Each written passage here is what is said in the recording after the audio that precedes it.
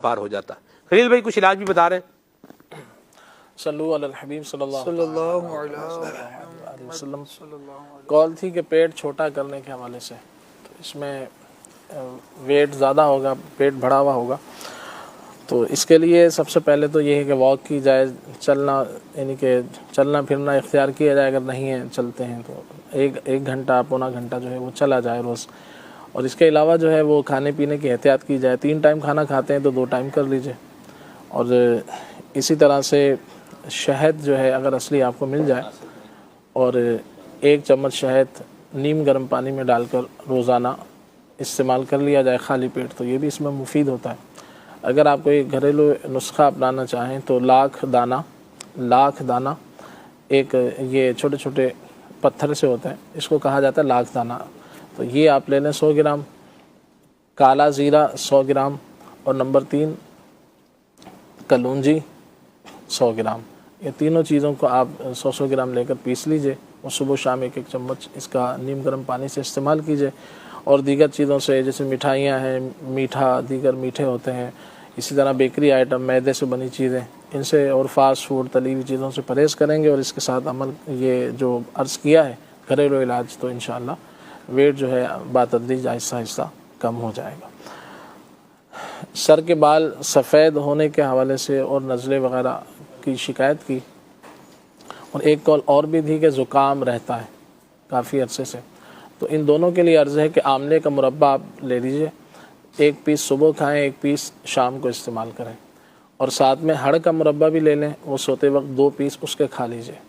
और तीसरा इलाज इसमें ये करना है कि तकरीबन 7 कमोबेश बादाम और 21 कमोबेश किशमिश, इसको सोते वक्त जो है रात को खा लीजिए, तो इससे भी इंशाल्लाह ये नज़ला भी ठीक होगा और दिमागी कमज़ोरी भी दूर होगी, और ये बालों का मामला है इसमें भी इंशाल्लाह मुफीद रहेगा। और खून अगर किसी का कम है तो वो भी इंशाल्लाह ये जो किशमिश वाला और बादाम वाला जो अर्ज़ किया है, तो इससे जो है इंशाल्लाह खून भी बढ़ेगा। और तेल के हवाले से पूछा कि तेल कोई ऐसा बता दिया जाए। बालों के लिए तिलों का ऑयल जो है ये अच्छा है, आप इसको इस्तेमाल कर सकते हैं। बाकी रहा अगर आप ख़ुद कुछ बनाना चाहते हैं तो आप आंवला ले लें, मशहूर चीज़ है, बालों के लिए इस्तेमाल की जाती है, आंवले का ऑयल भी मशहूर है, तो आप ख़ुद इसको बना लीजिए। 1 पाव आपने लेना है खुश्क आंवला, तो 1 पाव खुश्क आंवला, फिर इसमें आधा पाव 125 ग्राम के आसपास आपने लेना है बरगे हिना, मेहंदी के पत्ते, और नंबर 3 मेथी दाना, ये भी आधा पाव, तकरीबन 125 ग्राम मेथी दाना और 125 ग्राम जो है बरगे हिना, मेहंदी के पत्ते, और तकरीबन 250 ग्राम जो है 1 पाव ये आंवला।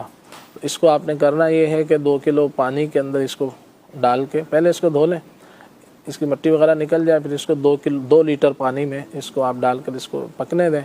जब पक कर 1 लीटर रह जाए तो फिर इसको आप छान लें, और फिर आधा किलो तिलों का ऑयल ले लें, उसके अंदर इसको इस पानी को, ये जो आपने छाना है, इसको आप आधा किलो तिल के ऑयल में इसको डाल लीजिए, और फिर इसको दोबारा चूल्हे पे चढ़ा दीजिए और पकने दीजिए। कुछ टाइम जैसे ये पकेगा तो इस पर से झाग आना जो है वो बंद हो जाएगी, और इसका जो पानी है वो जल जाएगा, सिर्फ ऑयल रह जाएगा, तो ये बेहतरीन ऑयल बन जाएगा इंशाअल्लाह। बालों के हवाले से बहुत ज़्यादा मुफीद है, तो आप इसको बनाकर इस्तेमाल कर सकते हैं। तो इसमें ये है कि इसमें चीज़ें भी 3 ही हैं, आंवला है, तो मेथी दाना है, और बरगे हिना है, तो इसको बनाना भी इंशाअल्लाह इस हवाले से आसान रहेगा। और रूहानी इलाज भी पूछा था बालों के हवाले से, तो 41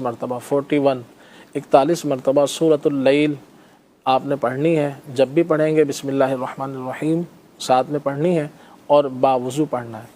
तो 41 मरतबा ये पढ़कर सूरतुल लैल और अव्वल आखिर 3 बार दुरूद पाक पढ़ लीजिए, और फिर तेल की बोतल पर दम कर लें। तेल इसमें सरसों का हो या फिर खोपरे का, कोकोनट का, तो इस पर दम कर लीजिए, और फिर ये जो ऑयल है रात को सोते वक्त सर में इसका मसाज कीजिए, तो इंशाल्लाह इससे भी बाल गिरना बंद हो जाएंगे। और फालिज का रूहानी इलाज पूछा है, अल्लाह करीम हमारे सारे मरीज़ों पर रहमत की नज़र फरमाए। फालिज के लिए ये है कि सूरह ज़िलज़ाल, ये 30वें पारे में है, मुख्तसर सी सूरत है, तो ये जो है किसी स्टील की प्लेट पर इसको लिख लिया जाए, और फिर इसमें पानी डालकर मरीज़ को पिलाया जाए रोज़ाना।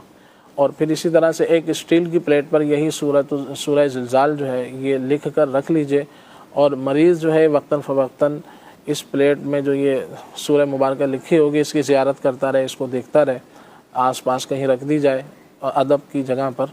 और फिर इसके अलावा दूसरी प्लेट पर जो है रोज़ाना सूरह ज़िलज़ाल लिख कर इसमें पानी डालकर बावुज़ू लिखा जाए, और फिर जब इसको आप हाथ लगाएं, इसको इसमें जैसे मिक्स करेंगे इसको थोड़ा सा पानी, तो बावुज़ू ये अमल करना है तो और ये पानी पिला दिया जाए। तो इंशाअल्लाह ये अमल यानी कि जब तक मरीज़ शिफा याब ना हो जाए तो इसको जारी रखें, तो इंशाअल्लाह इस अल्लाह की रहमत से शिफा हासिल होगी। सल्लु अलल हबीब सल्लल्लाहु अलैहि मुहम्मद। आखिरी में एक इलाज और था, वो बुज़ुर्ग हैं, उन्होंने 70 साल उम्र बताई थी कि उनके टांगों में जोड़ों में दर्द वग़ैरह होता है, तो इसके लिए आप जो है अंजीर का इस्तेमाल कीजिए, खजूर का इस्तेमाल कर लीजिए, ये बहुत ज़्यादा मुफीद है। अगर आप कोई नुस्खा बनाना चाहते हैं तो इसके लिए 4 चीज़ें मैं अर्ज़ कर देता हूँ। एक तो नंबर 1 असगन नागोरी भी कहा जाता है, सिर्फ असगन के नाम से भी आपको मिल जाएगी, ये एक जड़ी बूटी है। इसी तरह से सिंगाड़ा, ये भी सिंगाड़ा तो खैर मशहूर चीज़ है। और तीसरी चीज़ इसके अंदर है चोब चीनी।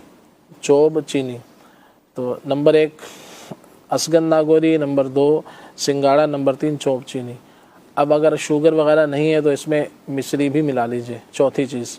तो तमाम चीज़ें हम वज़न जैसे 50-50 ग्राम आप ले लें, इसको पीस लें, और पीसने के बाद जो है इसको सुबह शाम आधी चम्मच दूध के साथ इस्तेमाल करें। अल्लाह ने चाहा तो इंशाल्लाह कमर दर्द, जोड़ों के दर्द वगैरह के हवाले से इंशाल्लाह फ़ायदा हासिल होगा। सल्लु अलल हबीब सल्लल्लाहु अलैहि वसल्लम।